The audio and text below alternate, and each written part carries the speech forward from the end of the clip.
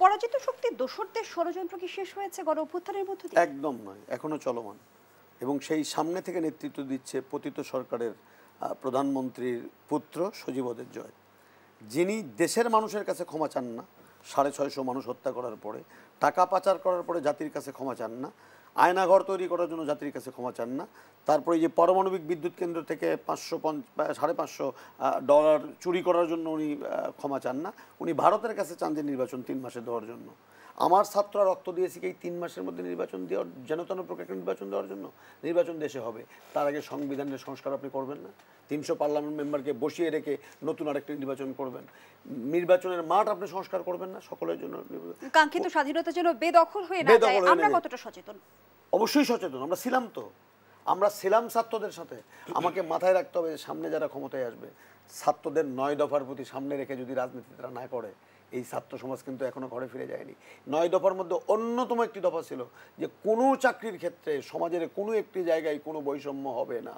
সেই বৈষম্য মুক্ত বাংলাদেশ করতে হবে ছাত্রদের প্রতি শ্রদ্ধা রেখে। আমি তাদের সাথে সুর মিলিয়ে বলতে চাই, ছাত্রদের মূল জায়গা কিন্তু ক্লাসরুম, ছাত্রদের মূল জায়গা কিন্তু তাদের হল, নিরাপদ আবাসিক স্থল। সেই হলগুলো নিরাপদ হবে। কোনো সরকারি দলের সন্ত্রাসী বা এই লাঠিয়াল বাহিনী তারা যেন আজকে বিশ্ববিদ্যালয় হলগুলো থেকে বই পাওয়া যায় না, কলম পাওয়া যায় না, অস্ত্র পাওয়া যায়, সেই অস্ত্রমুক্ত ক্যাম্পাস তাদের দাবি। তারা নিরাপদে নির্ভয়ে মেধাবীরা তাদের হলে থাকবে, সেটি তাদের দাবি। এই দাবিগুলোর প্রতি শ্রদ্ধাশীল হতে হবে রাজনৈতিক নেতৃবৃন্দকে। যদি তাদেরকে আবারও যদি এই দাবির ক্ষেত্রে যদি সেখানে যদি অনীহা দেখে তারা, তাহলে এই যে ছাত্র সমাজরা রক্তের বিনিময়ে যে পথটা তৈরি করলো, আমাদেরকে কিন্তু মনে রাখতে হবে ওই পথ দিয়েই আমাদেরকে হাঁটতে হবে। এবং পথের শেষ প্রান্তে যে বৈষম্যমূলক একটি বাংলাদেশ বা স্বাধীনতার প্রকৃত চেতনার কথা আমার সহ-আলোচক বললেন। স্বাধীনতার মূল্যবোধ বা চেতনা মানে কি গণতন্ত্র হরণ করা? স্বাধীনতার চেতনা মূল্যবোধের মানুষ কি মানুষের ব্যক্তিগত স্বাধীনতা হরণ করা? স্বাধীনতার মূল্যবোধের চেতনা মানে কি আয়নাঘর তৈরি করে স্বামী স্ত্রীর মধ্যে দীর্ঘমেয়াদী বিচ্ছেদ তৈরি করে দেওয়া? স্বাধীনতার চেতনা মানে কি টাকা পাচার করে কোটি কোটি টাকা বিদেশে নিয়ে যাওয়া? স্বাধীনতার চেতনা মানে কি একটি অর্থনৈতিক বৈষম্য তৈরি করা? স্বাধীনতার মূল চেতনার মানে কি যে আমার অর্থনৈতিক বা ব্যাংকিং সেক্টরগুলোকে ধ্বংস করে অর্থনীতিকে পঙ্গু করে দেওয়া? অতএব স্বাধীনতার চেতনার বাংলাদেশ আমরাও চাই।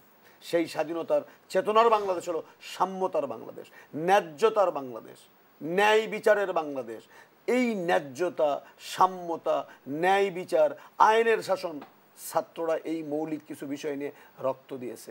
সেই রাস্তা অলিগলি থেকে রক্তের গন্ধ কিন্তু এখনো আমরা শুনতে পাই। আপনি রাস্তাতে যখন হাঁটেন শুনতে পান কিনা আমি জানি না, আমার চোখে কিন্তু রক্তের গন্ধ আসে, আমার নাকে কিন্তু রক্তের গন্ধ আসে। সেই বিভৎস দৃশ্যগুলো মুগ্ধদের পানি লাগবে, পানি লাগবে।